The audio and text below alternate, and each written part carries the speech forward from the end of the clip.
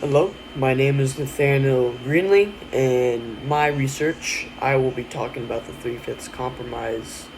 Um, I'm currently at vacation, so I'm try to get this as quick as possible, and I hope you enjoy my presentation. So, in this research, we will go over the Three-Fifths Compromise. This compromise was made in Congress during the antebellum period, which was around the 1800s to the 1860s.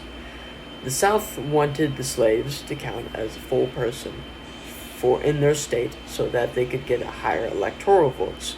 The North didn't want this to occur because the South had a substantial number of slaves, which could inflate their population numbers, gaining a greater amount of power. After debating for many days, everyone agreed upon the decision of the Three-Fifths Compromise, an act where a slave only counts for a three-fifths of a person. Some people might argue that limiting the slave count to only three-fifths of a person is wrong because we're counting them less than before. That is not the case. The South wanted to use this tactic for the slaves so they could boost their numbers in their state so that they could have a higher electoral vote, therefore bypassing the system.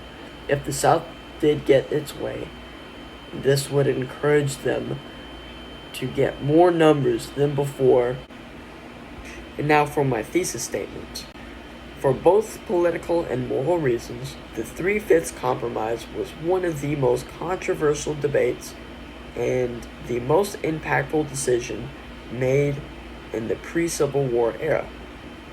There are a lot of documents about the first-hand encounters with the debate conflict. This research will show a few of these key figures that were discussing the Three-Fifths Compromise debate. One of these key figures was James Madison. He had been a key figure in the debates, and before the conclusion was made, the debates had been getting heated a lot. In his journals of the debates of the Federal Convention of 1787, he discusses in his introduction that the Americans have a deep-rooted passion for debates. It is ingrained in our culture that it is our given right to discuss differences in our opinions. To tie things up, this shows that the Americans at the time were striving for something. So this shows that they wanted to do something. They had the power that they could do something. Back then, the middle class had hardly no say-so at all. Say in Great Britain and any of the other kingdoms, they had hardly any say-so. If they wanted to change, they couldn't do anything. It was up for their government to make the change for them. With the Americans, with this new golden era of this new politics, this gives them a chance, or at least a voice, that they can speak out. And I believe truly this is really one of the reasons why this debate was really pushed and elevated, because so many people were in it and wanted to be at least just a part of it. What we can see from James Madison, the art of debate had a huge role in this conflict.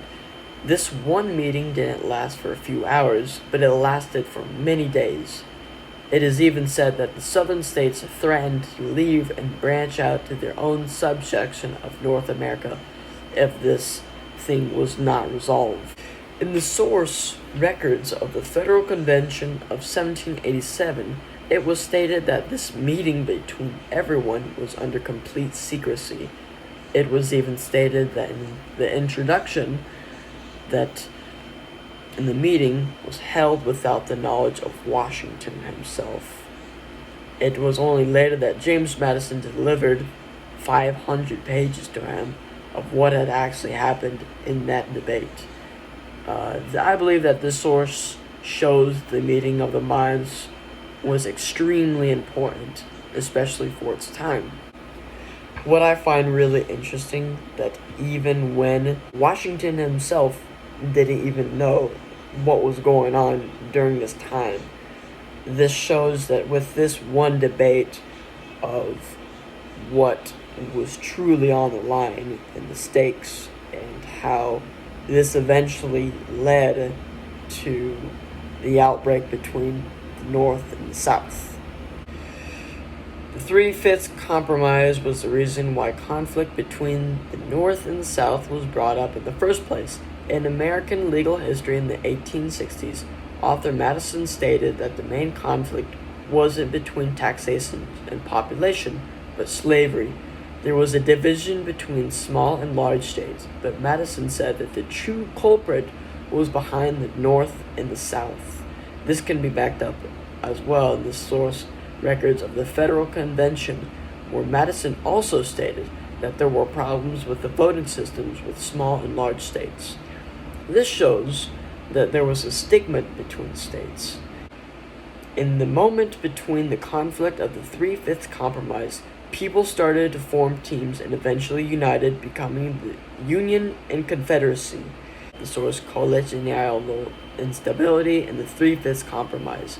It is stated that the abstract of the compromise was concluded not because of everyone had willingly agreed, but because the states threatened and leaved the debate, and a few not being present.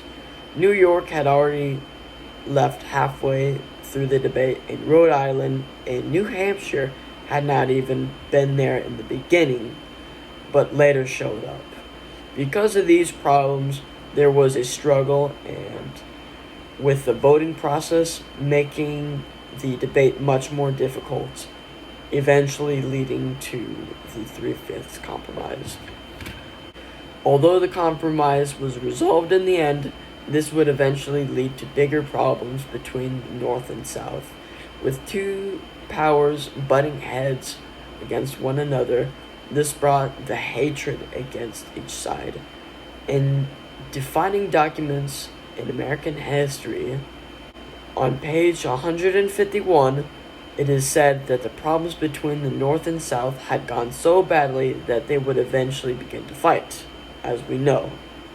Although Britain told the Union that they would not be involved, there were rumors from newsletters that the British were keen on helping the South side, bringing everything to an eventual boiling point.